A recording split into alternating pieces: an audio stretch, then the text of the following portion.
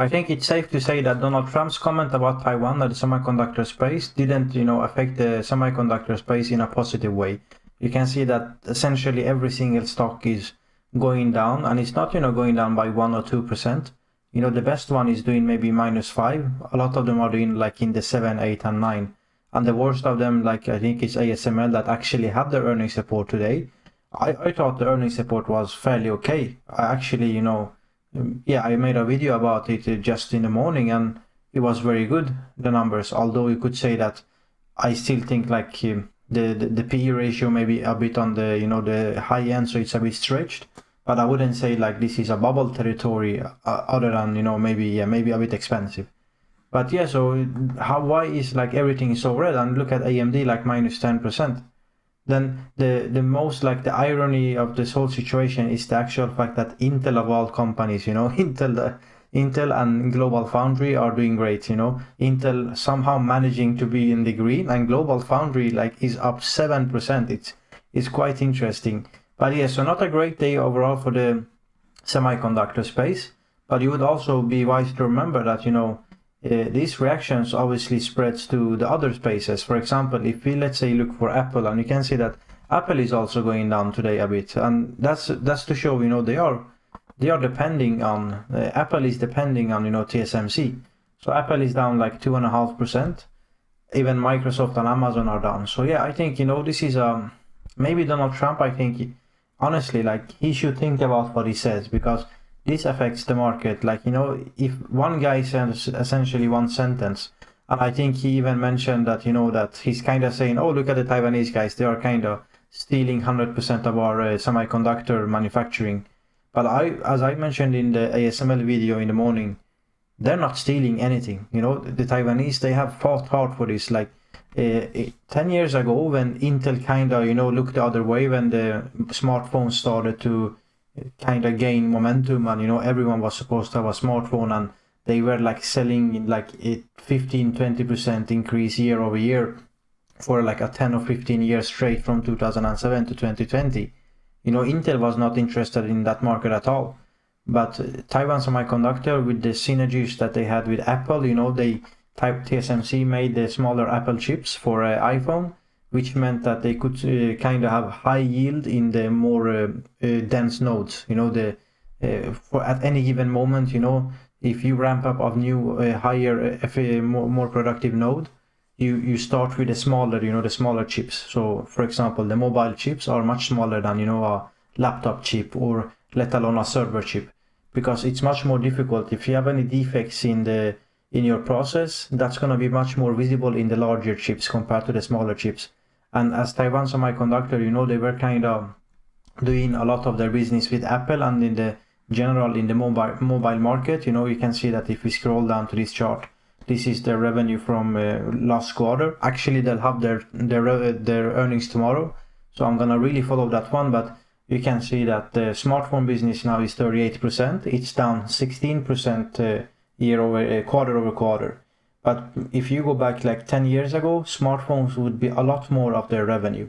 So yeah, that's what made TSMC the company that they are today. So I think the comments that Donald Trump give about TSMC and Taiwan is like, in all honesty, like it's not anyone with any understanding of this market wouldn't make those comments.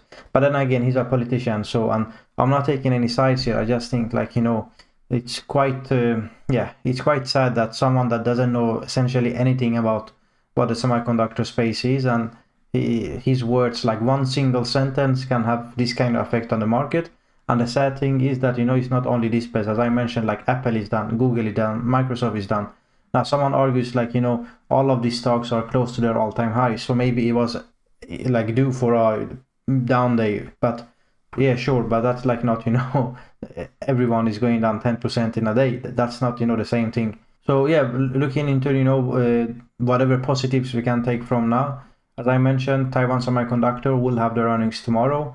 We know that AMD actually for once has their earnings one day before Intel will have theirs. So on the 30th of July, they will have their earnings. And I think this kind of indicated to AMD be a bit more aggressive. Maybe they are confident on their numbers, and hence that's why they kind of, had their earnings report in a couple of days ahead of Intel, which will have their own earnings scheduled for 1st of August. And I think this is really interesting, again, especially since today that Intel is essentially the only company a major size that is green together with global foundries. But yeah, so usually Intel is having their earnings first, and then AMD comes a couple of days later, and Intel usually complains about whatever that is that made their earnings become a bit less impressive, less good, and then we have like AMD coming 2 days later and kind of speaking about the server market share and how they kind of keep gaining market share from Intel. So yeah, I think the dynamic is changing. I feel like because of this single fact that AMD is reporting ahead of Intel, I'm kind of getting more and more positive for AMD in the short term, despite this awful day like 10%.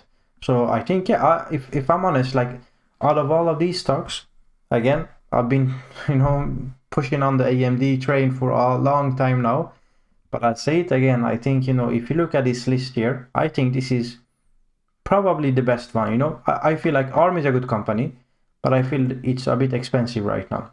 I think Nvidia has a lot of risk to it because of the single fact that AMD and Intel will attack their margins. That's where the biggest problem I see with Nvidia. ASML, so the problem with ASML is the one that I show here. So if you look at their sales, you can see that 50% of their sales is coming from China. And when you have someone like Donald Trump in the White House and he's giving the comments like he does, then that could potentially become a really big problem. Then you have Broadcom and SMIC. I think those two could potentially kind of be a bit more neutral, but still not as good as AMD. Then you have Intel. Obviously Intel, if you follow me, that I've kind of changed tune on Intel. I think I'm becoming cautiously optimistic with Intel. But yeah, wherever I look, I still don't find the opportunity as I do with AMD. They have many different legs. So for example, Nvidia is really dependent on AI data centers. And then, so they have 4 different business segments. One of them is competing with Intel's main segment. The other one is competing with Intel's second segment, which is their servers. But the main one for Intel is obviously it's vice versa. For Intel, the biggest one right now is their laptop CPUs and GPUs and all the consumer products. And for AMD now, the server side is a bit bigger than the the equivalent side of the laptop CPUs and GPUs, or the consumer side of things. But then AMD also fights with Intel's FPGA side of things, and then they have the GPU that they're competing with Nvidia. They now purchase this Finnish Silo AI for large language models. I think also they're kind of dominant in a lot of their segments. In the FPGA they're the best without any shadow of doubt. In the general purpose servers they're again the best. They're very competitive in the GPU side, and I think they're more competitive than the market gives them credit for in the AI GPU side. So I think this today was like a nice opportunity to grab some shares from AMD, but also maybe locally from some of the others as well. But then ARM a bit I'm a bit critical to ARM right now due to the valuation. But so then we have Nvidia's earnings on the 28th of August, and I don't know, like to be honest, I don't know what to say, with the headlines like this again, like ASML backed up university caught in the middle of US-China chip war. Like this is not good. You don't want to see these kind of headlines. And then you can see this chart here again, like ironically Intel is the the only green one. But that's how things stand. And I actually forgot to mention Qualcomm. Qualcomm is not doing great either. Marvel Technology not doing great. So everything took a beating today. And then so if we just quickly for tomorrow, we know that Taiwan Semiconductor has their earnings. I'm really looking forward to that. I think they'll do great, and I think most important from tomorrow's earnings is not gonna necessarily be in the numbers or the outlook. It's gonna be like the CEO and how he there's certainly gonna be a lot of discussions on the Q&A session about the discussions and the comments coming from USA from Donald Trump. So I think this was a bad day, but again, these days usually represents also one of the best opportunities. And I think this AMD one, below 160, I really believe like we kind of were looking for the 200s because the earnings season was coming. But maybe the 200 is still in play because I'm really confident on AMD's Q2 and Q3 guidance. So I think this gives a good opportunity to grab some AMD shares. But again, this is not investor advice. Thank you for watching and see you in the next one.